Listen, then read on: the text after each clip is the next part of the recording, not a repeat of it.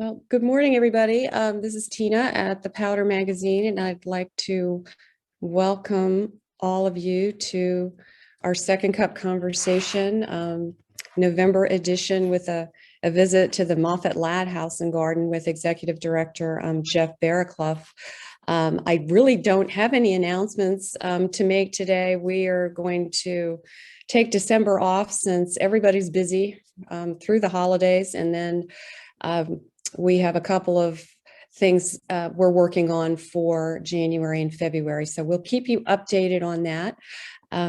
Before I introduce Jeff, I will ask that everybody mute their microphones. And when you have questions, please type them into the chat box and we'll address them after Jeff has made his presentation. So I think we are ready to get started.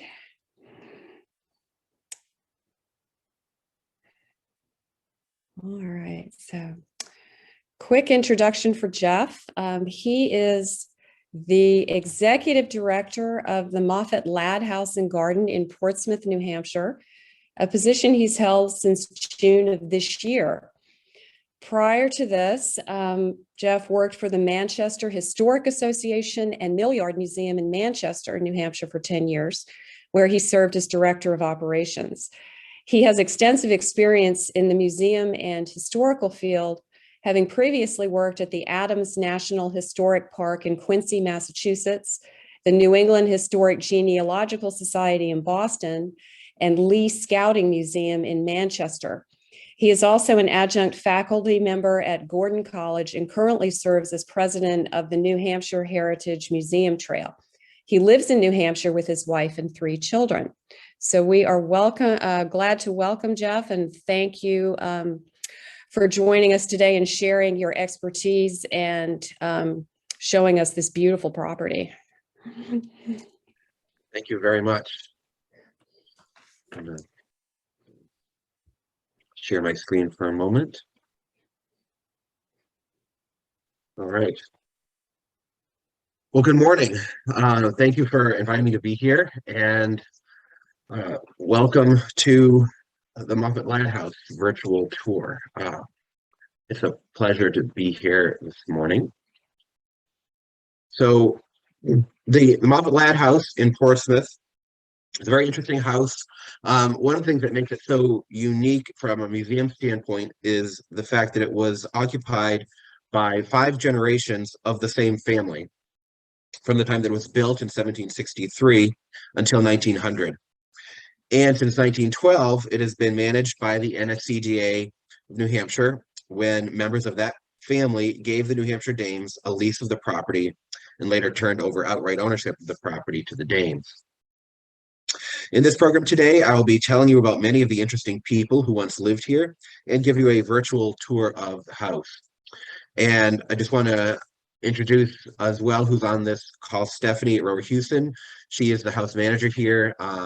Has been here for many years and is a wealth of knowledge and really helped me put this presentation together. So thank you, Stephanie. All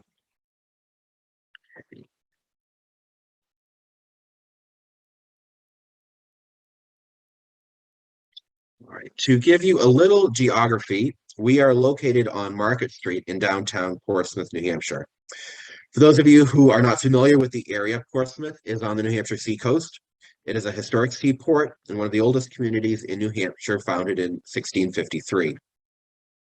The city is a popular summer tourist destination every year and sits on the Piscataqua River, which empties into the Atlantic Ocean and borders the state of Maine. As you can see from this photo, we are fortunate to be directly across from the harbor, providing the site a prominent location for tourists and providing us with a view that aids in our interpretation of the site as the estate of a sea merchant. The Moffatt-Ladd House is one of the finest examples of Georgian architecture in the United States. It was one of the first 3-story houses in Portsmouth and built on a hill overlooking the river. It made for an impressive home, one that was meant to show off the Moffatts' wealth and accomplishments. In 1912, it was described as, quote, the most famous among many famous old houses in Portsmouth. The house was built by this man here, John Moffatt, who was a wealthy merchant and ship captain. He was born in England and came to America as a ship's captain and engaged in the timber trade. He married Catherine Cutt in 1724. She came from a well-off and well-known local family in the seacoast area of New Hampshire and southern Maine. Through trade and land speculation, Moffatt rose to become one of the wealthiest men in the New Hampshire colony. At the age of 70, he began to have this grand mansion built on land he gradually acquired in the north end of Portsmouth, adjacent to his wharves. But the house was not built for him, but it was for his only son, Samuel, who was meant to take on his father's business. Moffatt hired some of the best craftsmen in Portsmouth to build the house, including Michael Whidden III, who billed Moffatt for building the pre-cut frame, quote, from ye wharf, and raising it on the hill facing the river. The bill actually still survives and is in our collection. It names the 11 joiners who worked on the house and outbuildings over the course of 3 years, which is really incredible that we have the names of the men who built this house, information that is typically lost to time. And here's a portrait of John's wife, Catherine Cutt Moffatt. She died shortly after the house was built. The frame of the house was made of red pine, probably from Moffatt's own land, and includes an unusual floor plan for colonial America. Instead of a central staircase, the main stairs to the second floor are on the side of the Great Hall, allowing for a grand sweeping staircase and a large room to greet and entertain guests. And I'll tell you more about this room later as we go through the house. This is Samuel Moffatt, the only son of John Moffatt, and he was set to inherit his father's business and wealth. He was educated at Harvard College, graduating in 1758, and then sent to England to, quote, form connections in the trade. It was there, around 1763, that he met Sarah Catherine Tufton Mason. Sarah came from the family of John Mason, who was one of the first land grant owners in New Hampshire. They married in February of 1764 and moved into the newly built house in Portsmouth. This house was built for him, and at first he and his young bride did well, setting up the house and entertaining family and friends. They were quick to start a family, with their first daughter Betsy arriving in December of that year, 1764, followed by John in 1766 and Polly in 1768. Letters to Samuel from his father suggest that Samuel and Sarah lived lavishly, perhaps employed the generosity of Sarah's father to furnish the yellow chamber, which was considered the best chamber in the house, located at the top of the front stairs. Sarah Catherine commented to her father that their house was a grand one for young beginners, and, quote, we have left one room for you to furnish if you would like to do so. Now, Samuel was set up well in life by his father, but unfortunately did not inherit his father's business sense. According to letters from his father, not only did Samuel live lavishly, he was not necessarily a good record keeper. Court documents tell us that Samuel was not an organized or disciplined merchant, and his informal approach sometimes led to disastrous results. We know that he had at least one slave trading voyage in partnership with his brother-in-law, which was lost at sea. This, a lawsuit from his brother-in-law, and everything else, all led Samuel to bankrupt himself within just 4 short years of moving into the Moffatt-Ladd house. In an effort to save the estate, John Moffatt actually sued his son, Samuel, and tied up the courts to avoid further lawsuits. Due to this suit and the bankruptcy, we have, and are fortunate to have, 2 inventories that were taken in 1768. These were inventories of the contents of the house and give us a wealth of information about how the house was furnished and in turn how the young Moffatts have lived. And this has proved an invaluable resource over the years as we interpret the house. Now, this portrait of Samuel was done when he was a young man, only about 13 years old, by John Greenwood, who was an English trained painter that worked in Boston in the 1740s. He made a trip to Portsmouth to paint the local gentry, including the members of the Moffatt family. And we are fortunate to have 4 of these portraits here in our collection and on display in the house, including the portraits that you just recently saw of John Moffatt and Catherine Moffatt. An interesting feature of this portrait is the way that young Samuel holds the boat in his hand rather than the boat being in the water. Although we do not have a portrait of Samuel's wife, Sarah Catherine, we do have her petticoat pictured here and a fragment from a ball gown, which have been put together with a reproduction of the bodice that probably accompanied it. Luckily for us, John Moffatt never relinquished the deed of the house to his son, and so the house and property were not able to be sold or taken by Samuel's creditors. In order to avoid further lawsuits and debtor's prison, Samuel escaped from Portsmouth on a ship that was captained by his cousin, William Whipple, who we will be hearing more about. Samuel sailed to St. Eustatius in the West Indies, which was a major port during the colonial period.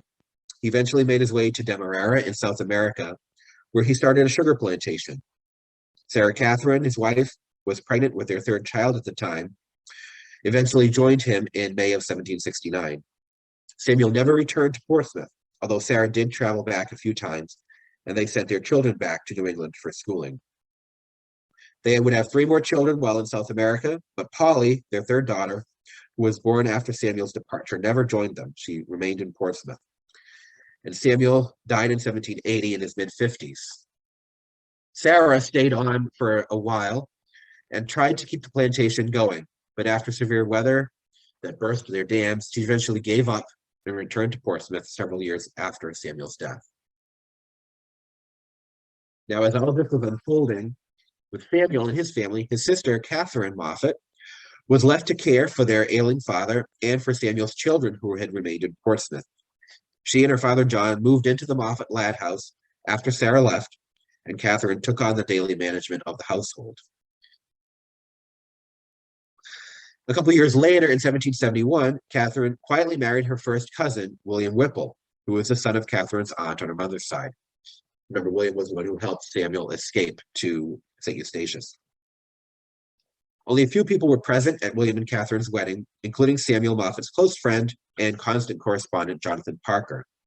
In one of his rather gossipy letters, he relates the details and tells his friend that Catherine was pregnant before anyone knew of the marriage, and even her older sister did not believe she had been married months earlier. Sadly, William and Catherine were unable to have any children that survived infancy.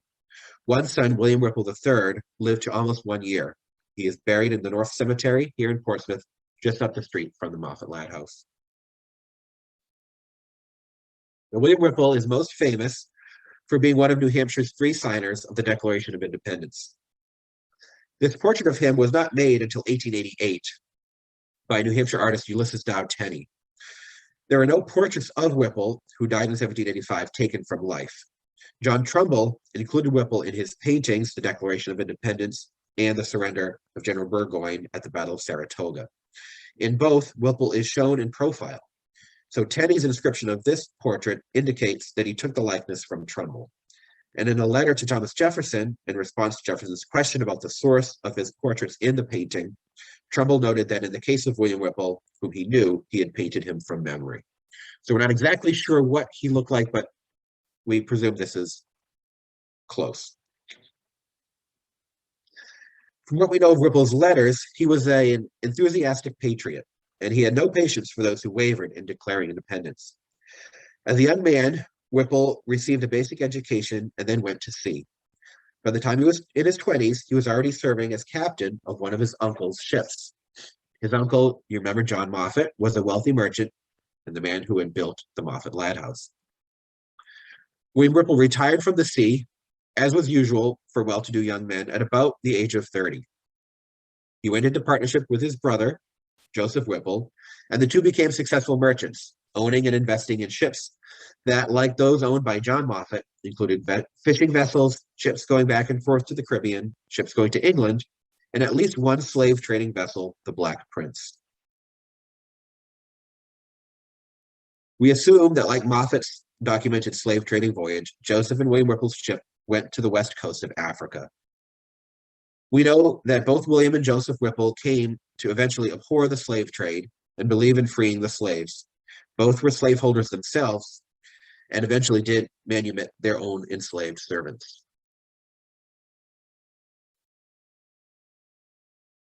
Whipple had been the captain of the ship that took Samuel Moffatt to the West Indies. When he returned, Samuel's creditors, including his brother-in-law Peter Livius pictured here, he sued anyone that they could get to get their debt paid. Livius particularly came after William and his brother Joseph. In order to avoid bankrupting himself and to save his brother's livelihood, William absolved himself of his partnership and instead turned to civics. William Whipple immersed himself in the revolutionary cause. He was a strident defender of the rights of Americans and felt that there was no excuse for anyone to hesitate in joining the patriot cause. Whipple served on Portsmouth's Committee of Safety, was on the delegation sent by the town of Portsmouth to the new Revolutionary Assembly, and was chosen as one of New Hampshire's 3 representatives to the Continental Congress, in which capacity he served from 1774 until 1779, and as such was signed the Declaration of Independence on July 4th, 1776. According to family legend, after signing the Declaration of Independence, William returned to Portsmouth with a handful of horse chestnuts from Philadelphia, 3 of which he and his enslaved servant Prince planted in the yard in commemoration of his participation in that momentous event. One of those trees is still standing today, which you can see pictured here. It was designated as the Millennium Landmark Tree for the state of New Hampshire in 2000 and is on the National Register of Historic Trees. In 1777, the New Hampshire legislature appointed Whipple to the rank of brigadier general, and he was assigned to the 1st Brigade of the New Hampshire Militia. As part of this assignment, he participated in the effort to drive British General Burgoyne out of New York and fought at the Battle of Saratoga in 1777. His enslaved servant Prince joined William when he marched with the 2nd Regiment to Saratoga. William left a small diary recounting his march, which shows that he took a meandering path into the Vermont territory, searching for General Stark and his regiment. He missed them at Bennington and continued on to Saratoga, where he met up with the troops on the heights overlooking Saratoga. He and his men joined the artillery company, bombarding the enemy during the final days of the battle. Because of his stature as a member of the Continental Congress, and undoubtedly because of his acumen as a negotiator, he was chosen as one of the generals to negotiate the surrender of Burgoyne.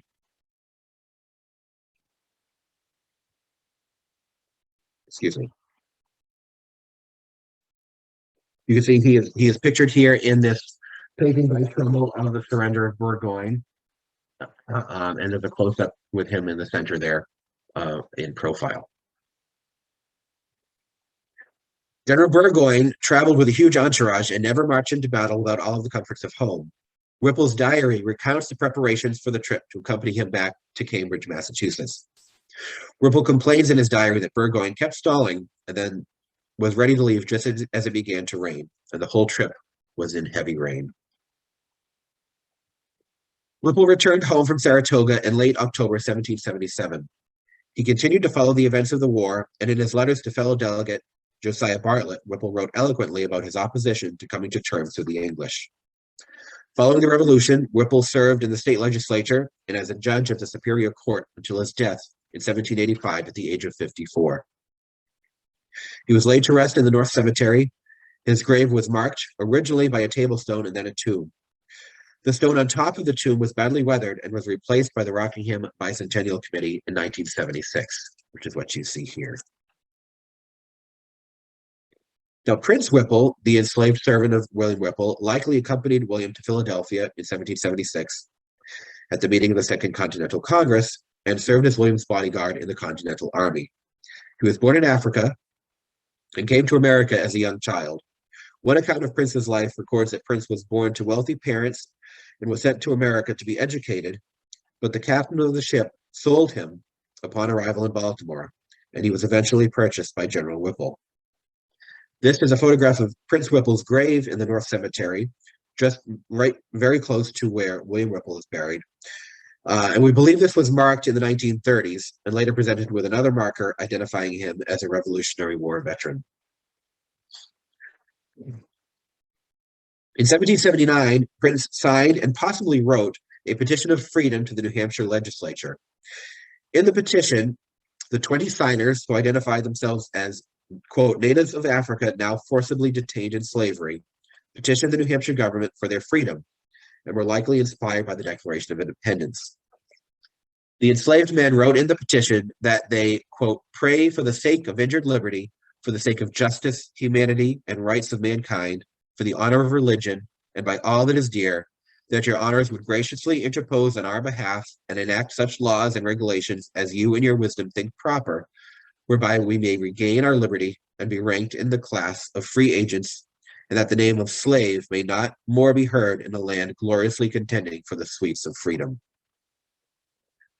Sadly, the legislature never held a hearing on the petition. William Whipple granted Prince the rights to a free man on February 22nd, 1781, the day of his marriage to Dinah Chase, who was manumitted that same day from her former owner, Reverend Chase of Newcastle. Prince formally received his freedom with his manumission in 1784. After receiving his freedom, he continued to work for the Whipple family, who gave him a plot of land near the back of the Moffatt-Ladd estate on High Street. Prince was described as, quote, a large, well-proportioned man and of gentlemanly manners and deportment. He was remembered as multi-talented and a man of many skills, and a leader among Portsmouth's Black population. His wife, Dinah, operated a school from their home, teaching children for the Ladies' Charitable African School. And this photo here is the site of where that home and school had been. This is Catherine Whipple in her old age. She was devastated when her husband, William, died in 1785 at the age of only 54. Her father, John, was still alive and provided for her, but he was weak and feeble at 93 years old. So with great foresight, she convinced her father to convey to her a farm on the outskirts of town at the Plains in 1779. And in 1784, she persuaded him to bequeath to her the rights to live in the mansion house for 16 years. When John Moffatt died in 1786, he stated in his will that the house was entailed to Samuel Moffatt's eldest surviving son, Samuel R.C. Moffatt, and his heirs. Samuel's wife, Sarah Catherine Moffatt, received nothing, but bequests were made to the rest of her children. The house that Sarah Catherine had been living in was sold, and she was forced to move. Catherine had indeed made sure that she was taken care of, perhaps to the sacrifice of her sister-in-law. After Sarah Catherine's death in 1802, her children brought suit against Catherine Whipple and eventually won their case. Around 1814, the 8-year lawsuit with her brother's family forced her to leave the house. Catherine lived the rest of her life at the farm she owned at the Plains, about 3 miles away from the house, and died in 1821 at the age of 89. Samuel and Sarah Catherine Moffatt's daughter, Polly, this was the daughter that had never left Portsmouth and never went to the Caribbean where her parents were, married Nathaniel Appleton Haven in 1786, who is pictured here. Dr. Haven was a prominent figure in the city as well as the state. He graduated from Harvard and was a distinguished doctor, lawyer, merchant, and state congressman. As a result of the family's lawsuit against Catherine Whipple, Haven acquired the Moffatt-Ladd house in 1818. However, lasting effects of the War of 1812 and Jefferson's embargo contributed to the decline of Portsmouth as a major trade port and affected the real estate market in Portsmouth. Nathaniel wrote to his wife's sister-in-law that, quote, there is no possibility of selling the house at a fair price. Indeed, I have never even had an offer. So as a result, the house stayed in the family. And in 1819, he conveyed the house to his oldest daughter, Mariah, in consideration of his love and affection and $1 paid truly by her. This portrait of Nathaniel Haven was painted around 1820 by Gilbert Stuart and currently hangs in the dining room of the house. So this is a portrait of his daughter Mariah. She was a well-educated woman who kept up with the latest literature. She attended school at Miss Kimball's School in Portsmouth and the Berry Street School in Boston. She married Alexander Ladd, a shipping merchant, in 1807 in Portsmouth. Alexander went on to be an owner of the Portsmouth Salt Works and later president of the Portsmouth branch of the Bank of the United States. When the Ladds moved into the house in 1819, they had 7 children, and they eventually would have 13 children, only 5 of whom survived to adulthood. Mariah was the first woman to own the house outright, and she recognized the historical importance of the house, preserving and labeling many items now in the collection of the house, including the set of London-made furniture of the Chinese Chippendale taste, her wedding dress, and several dresses of her daughters. The set of Chinese Chippendale furniture pictured here included 2 settees, 6 chairs, and 4 stools.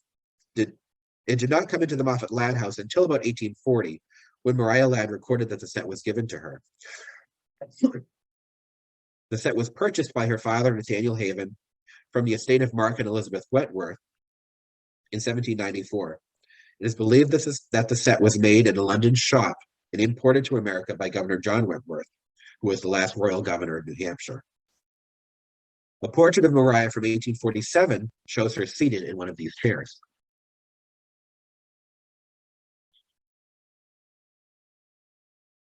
When Maria died in 1861, she left the house to her 4 surviving children, 2 daughters holding their shares outright and 2 sons holding their shares in trust for their children. Alexander Hamilton Ladd, one of the sons who is pictured here, bought out his siblings' portions in his wife's name and assumed full ownership of the house. A.H. Ladd was the last member of the family to permanently live here in the house. As a young man, he entered into partnership with his brother Charles Haven Ladd, and among other ventures, established Portsmouth's only whale oil refinery, which operated from about 1836 through 1849. He invested in the Portsmouth Pier Company and its whaling ventures, and he and his brother were part owners of the famous whaling ship, the Anne Parry. One of the primary investors in the Portsmouth Steam Factory for the manufacture of cotton cloth, he opened a cotton brokerage in Galveston, Texas, working on behalf of several New England cotton mills, spending the winter months in Galveston. He and his wife, Elizabeth Wire Jones Ladd, had 8 children. Elizabeth died in 1865, shortly after moving into the house. And in about 1875, A.H. Ladd retired from business and set up housekeeping in Portsmouth on a full-time basis. He made numerous improvements to the house and pursued his passion for gardening on the grounds of the estate. A.H. Ladd spent considerable work on the beautiful terraced formal garden behind the house. He immersed himself in his garden project with particular intensity. He became an avid collector of tulips, cultivating more than 60,000, and kept beehives to ensure that his flowers would be properly pollinated. In 1892, he wrote about the garden, quote, "The lovely spot has repaid me for all my work, and I humbly thank my Heavenly Father that he has given me so sweet and retired a spot in this beautiful world to use up the surplus energies of my prolonged life." In 1895, he wrote to his son, quote, "I have been at work upon it for 30 years and have gotten lots of pleasure, health, fruit, and vegetables from it." And here's a photograph of Ladd with some of his children and grandchildren in the garden behind the house.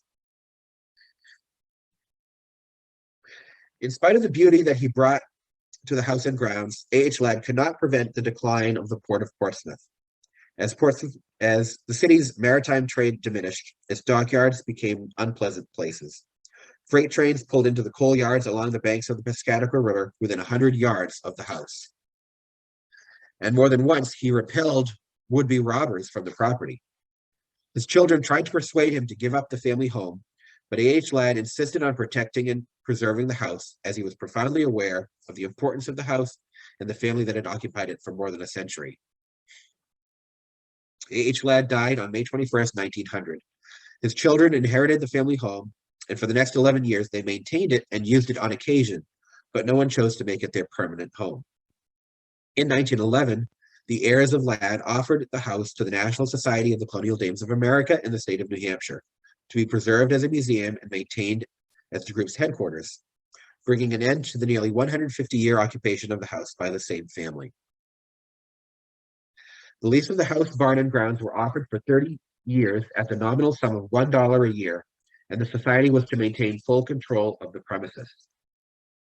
From a report to the Colonial Dames at the time, it was written, quote, "The house is in very good repair at present. The garden has charming possibilities of restoration, well established with perennials, peonies, lilacs, and fine old-fashioned flowers. Mrs. May told the society that the family have had this proposition in mind for a long time, considering to which historical society to entrust it. They have chosen us, but they considered our society young, and they wonder whether another generation will care for the things that we do. Will they continue the work we have begun? Therefore, they offered us this lease of 30 years. She said that this offer had not been made hastily. They've considered it for many years. Every member of the family has been consulted, and every member has agreed. In 30 years, they feel that we shall have proved whether the society is able to take care of it." Almost 60 years later, in 1969, a legal and genealogical effort lasting more than 10 years resulted in the society gaining full ownership of the house.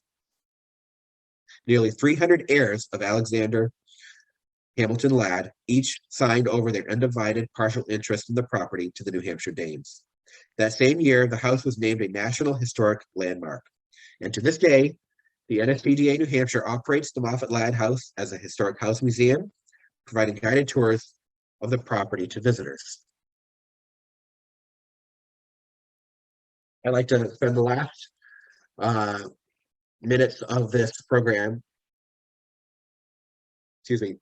to walk you through the different rooms of the house and point out some of the interesting features that you will find here.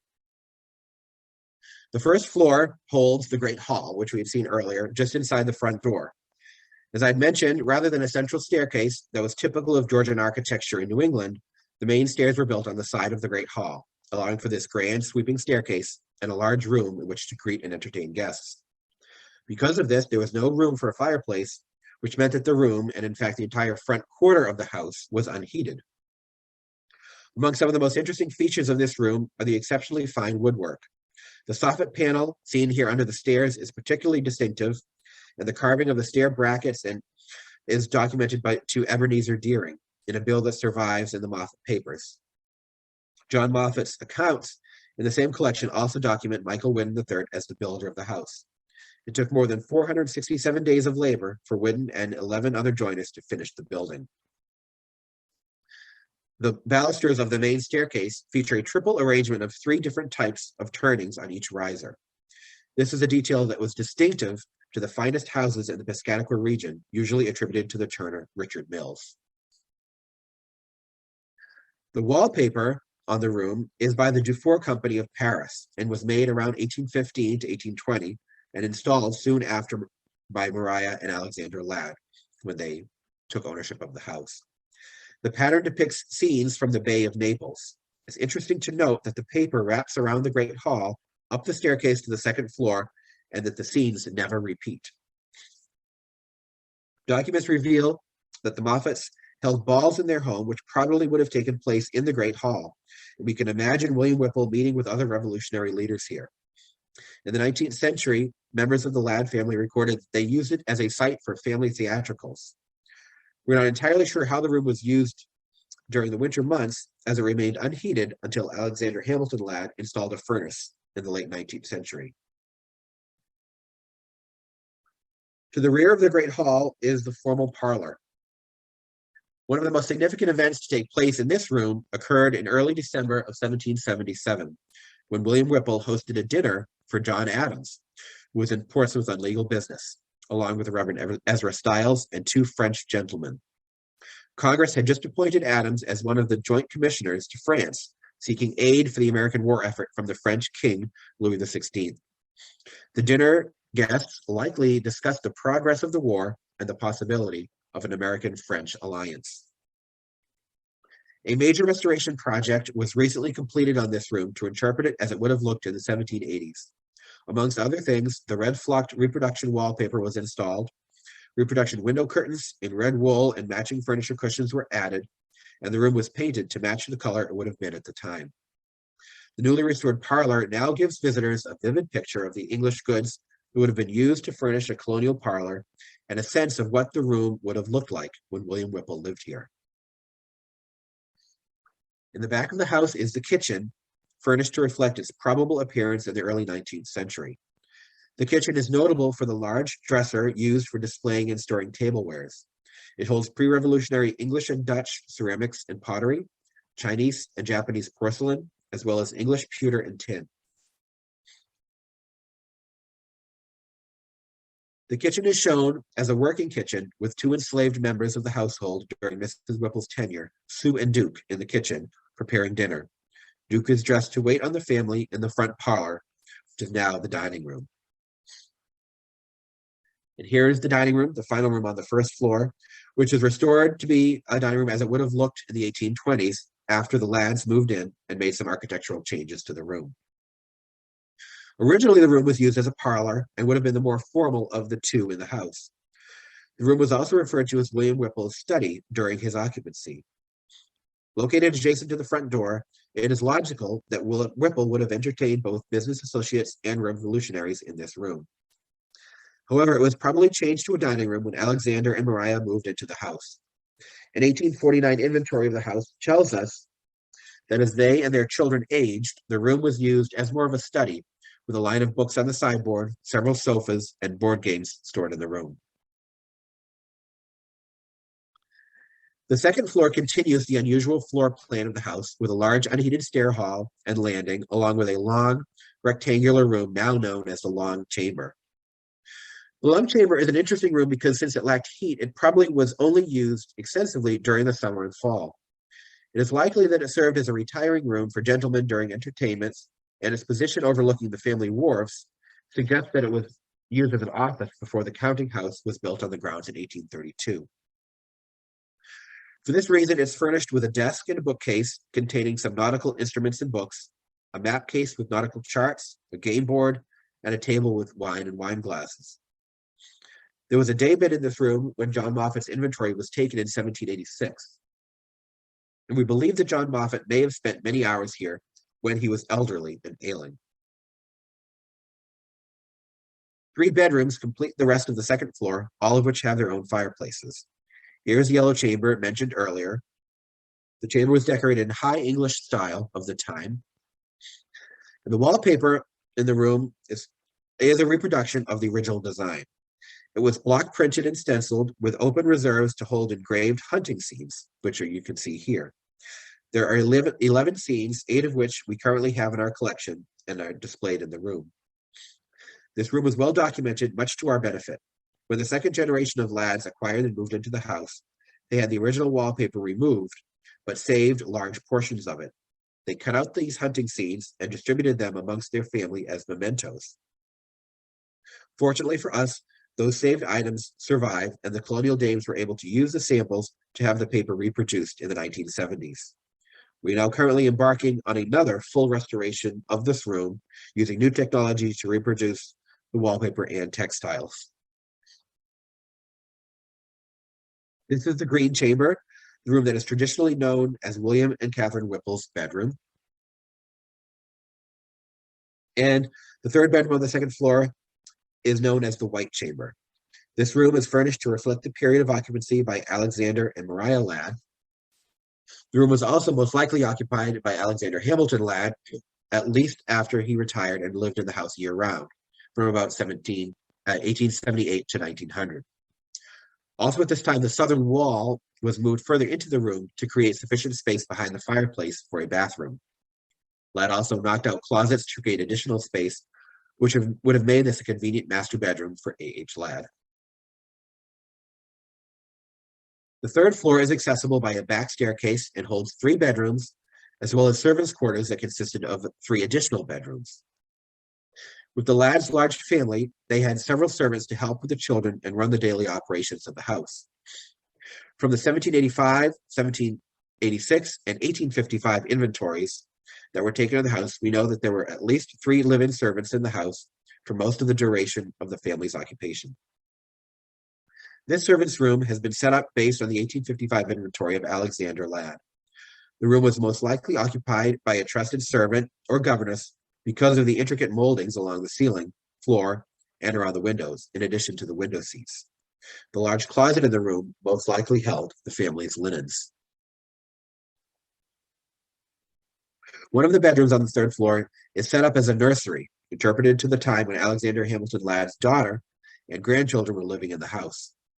Mary Tufton Haven Ladd Blake and her 4 children, Edith, Charles, Eleanor, and Agnes, came to live in the house in 1789, when Mary's husband, Charles Fallon Blake, died. Mary Blake's initials can be seen on the painted chest in the room bearing the label Children's Playthings. It was brought with the family when they came to Portsmouth that year from Nebraska.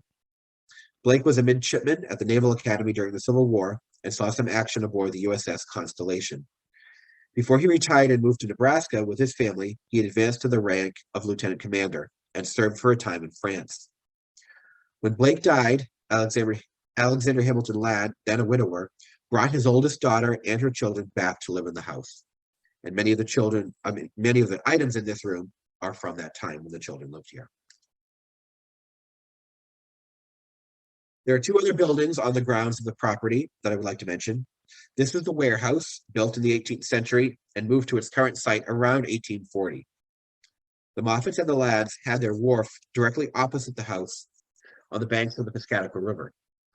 This area is still owned by the colonial Danes today. As merchants, the family earned their livelihoods through shipping. So the warehouse is where they would keep their goods that they were ready to be shipped out, such as lumber and dried fish, and the goods that they had imported from abroad, such as sugar, metalwares, and textiles. Traders would bring their goods to Moffat here and buy goods to take to their customers, and Moffat and his clerk would process the custom orders for fabrics and other materials and deal with customers and their servants here. Large quantities of goods would be stored in the upper floors of the warehouse, would be loaded from there via a large door using a block and tackle. A major project to restore the warehouse was completed in 2009. Today it serves as a meeting space and a venue for a variety of different programs and private rentals. This is the counting house, which sits just to the right of the Moffatt-Ladd house from the street. The building was built around 1832 as an office for Alexander Ladd, and today it serves as a visitor center and gift shop. The garden to the rear of the house was laid out in its present form by Alexander Hamilton Ladd in the late 19th century. His daily records reveal that he obtained plants from the gardens of his mother and grandmother, and that he was an enthusiastic bulb gardener. A 300-foot access path flanked by formal gardens leads from the house up 4 terraces to a wrought iron gate at the rear boundary. Grass steps lead to the upper flower beds. One of the highlights of the garden is an English damask rose planted in 1768 by Sarah Catherine Mason Moffat, the wife of Samuel Moffat. Today, the garden may be rented for weddings, parties, and other functions, and it is maintained by a part-time gardener and a very dedicated group of volunteers. So that concludes our tour of the house and the property.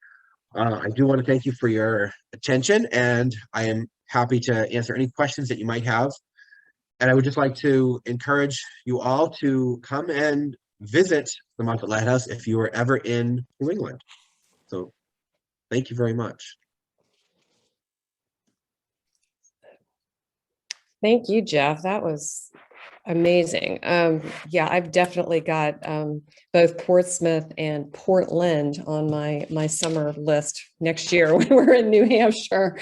And I'm really struck by what a wealth that of materials and that the NSCDA New Hampshire has in that property. Just knowing so much about the family and being able to have so many things that actually belong to them, and to be able to piece it all together with, the materials that you have in hand.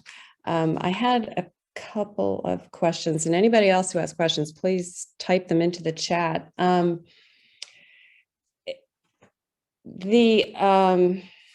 was interested in Prince Whipple, the enslaved man that they manumitted. Are there descendants of his family still in Portsmouth? That is an excellent question, but not that we know of. Okay. We're not aware of any. Okay. And once they emancipated him, the family never were slave owners again. I don't know. So the servants you're talking about on the 3rd floor would have been paid house servants. Would have been paid, yes. Yeah. In the 1800s, yes. Yeah. But Okay. Prince, once he was free, they did not own slaves again. Okay. Something else. There were other slaves that they did own previously too that I mentioned.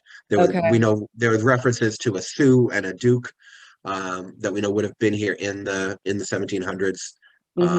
We don't, unfortunately, really don't know what happened to them when they left, or if they were freed as well. We don't have that information. No. When did New Hampshire abolish slavery? Probably sometime in the 19th century. Yes.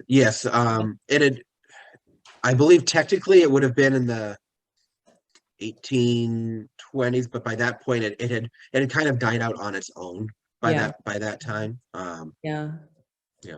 Um, yeah, because I know, sometimes we tend to think that slavery never really did take a hold of New Hampshire, and it did in the or in New England, but it did in the very early years, but then died out very quietly, but then wasn't officially abolished until into the 19th century, which I think surprises people sometimes that it endured that late on the law books, but just Yes, wasn't. and that surprises a lot of our visitors too, and why it's Yeah. important that we tell that story about the enslaved servants who lived here. Okay. Um, I had a question about furnishings too. In the dining room, the floor covering, is that a floor cloth? It is a reproduction Yeah. rug, yeah. It's a But it rug or goes a canvas. It's actually a woven rug or a like a canvas floor cloth. That's what I was wondering. It's amazing. it's a woven rug, yeah. Okay. Okay. Yeah. But it's a reproduction. Okay. It's beautiful. It is. That's the other thing that's so amazing about this house is that you've been able to really capture what it truly could have looked like when the Moffats and the Ladds lived there, instead of trying to approximate, well, they're wealthy, this is what it's likely they would have had, but it doesn't necessarily have a connection to the family. So There is some of that. There is some of that, but we are very fortunate to have very early on the inventories that were made Mhm. of the contents because of Samuel Moffat's poor business decisions, really, Mhm. and the bankruptcy that enabled us to have that information documented, and because it was one family. There was still there obviously there was the lawsuit that determined how it went down into the family, but because it was one family that was maintained in the house, that family maintained a connection with the colonial dames after they started interpreting it as a museum, and so they was able to maintain that family connection. And in fact, some of A.H. Ladd's daughters were members of the colonial dames, which is how that all Oh, sort of got yeah. processed. And I really like how you're able to interpret a room according to a period of which family member might have lived in it. I think that's really a really interesting way of interpreting it, because that was my question: is do you have this? Is this a snapshot of 77 or 70? So you've got a whole sort of a photo album of different rooms or different generations of the family, which I think is really interesting way to look at it. And that helps us, as we give tours, it helps us tell the story of the progression Mhm. of the house, as you go room by room. So Yeah, between the reading and listening, you gave really clear story of the family, but it is kind of hard to keep track of everybody and who's doing what. So having yeah. that visual as you're going through the house, um, how how do you interpret this house like to school kids? Because I imagine I know one of the missions of the colonial dames is to educate as much as they can, and school groups are a really important part of that, which hopefully everybody's going to be getting back pretty soon. But um, Yes, absolutely. It's very important. Before the pandemic, we'd have school groups here very frequently. Unfortunately, I'm relatively new, quite new, really, to working here. So I've sadly have not experienced a school group yet. mhm, But we do have a great program with volunteers that will bring the kids through the house and give them a tour that focuses on specific things, where we talk about William Whipple, we talk about slavery. We can do that. The warehouse is a great resource because it can almost be set up as a classroom, and we can do activities with mhm. there with them, and talking about the trading uh, economy, and how the ship economy, how all of that work together. So Okay. And then also, I just from looking at your website, I see that the house is closed for the winter. Um, yes. and then do you just spend the time during those months that it's closed, just updating programs or researching or restoring or? Yeah, we do a variety of things. We Mhm. we plan ahead for the next year, doing Mhm. further research Mhm. on various aspects of the house. I had mentioned we're embarking on a restoration effort for the yellow chamber, so we'll be doing a lot of work to do some research and get things ready for that and fundraising to go along with it. So Okay. That was the other thing too, is just the house is beautifully maintained, and it looks like the family took good care of it. they So did. when the Dames acquired it in 1911, they didn't have to do a lot of research and rebuilding, and so the lads were, like you said, they recognized this historic value of what they had and took care of it as best they could, which I guess was to your advantage. and Absolutely. Yes. uh, Yeah, I mean, there's constant maintenance that needs to be done, but we have a right, great maintenance committee. You know, the Danes have taken excellent care of the house, and it's in remarkably good shape. But it's a constant effort to keep it up, and there's always projects to do to maintain it. right. How many visitors a year do you have? I know you've got what, about a 6 month season, 8 months you're We have open? about a 6 month season. This year we were open. We opened a little bit later, and Wow. we're open only 4 days a week, where normally we'd be Mhm. open 7 days a week. So Mhm. we had about 2,000 visitors, which was good and on par with previous seasons, if Mhm. given that the limited time that we were open. But Right. we do plan to go back to 7 days a week next year. So Okay. Okay. That garden is beautiful. New England it gardens does. are so pretty. Um, and then what kinds of plans do you have for the future of the house? Are there any major reinterpretations or research projects or archaeology or anything like that in the works? Or The biggest plan in the works is the yellow chamber. Mhm. The yellow chamber was really designed to be a um, it would have been it had the most expensive items in the house, the curtains, the bed curtains. It was meant to really wow people, and it's still an impressive room, but it's getting a little tired, and so we really want to freshen that up.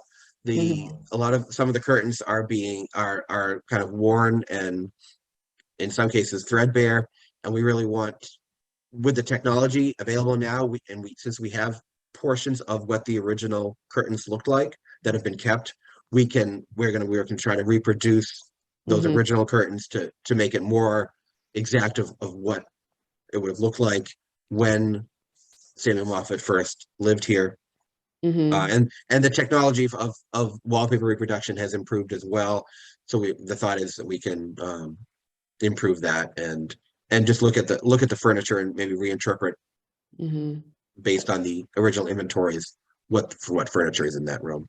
Wow, it's Uh, amazing. yeah, Because y'all are steps ahead of many places trying to interpret rooms and having to kind of, again, like I said, do the guesswork to see right. what was there, but pretty certain what was there. Um, Anybody else have any other questions, comments for Jeff? It's almost time to let him go back to back to his day. Um, And as part of, again, I'm ashamed, even though I've spent most summers of my life in New Hampshire, I've never been to Portsmouth. So it just looks like a particular, and then particularly living in Charleston, I'm really Mhm. excited about visiting there and kind of comparing and contrasting and looking at seaports. And so today, Portsmouth's main, I know you have an Air Force base there and a good bit of tourism because the city has a pretty large collection of 18th century Georgian and 19th century federal architecture, doesn't it? So, Yes, and there are several historic house museums here besides us, including Strawberry Bank, which is um, basically a village that you visit with period houses. So mhm, mhm. Okay.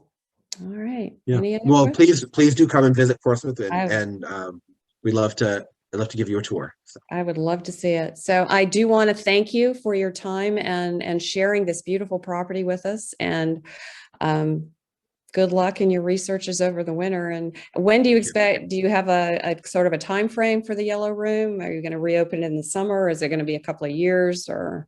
The restoration process will probably be a couple of years, Mhm. but it will still be open Mhm. to visitors in whatever state it's in when we reopen in the spring. And we're usually around Memorial Day is when we'll be open. So, Okay. All right. Well, thank you. And thank if you.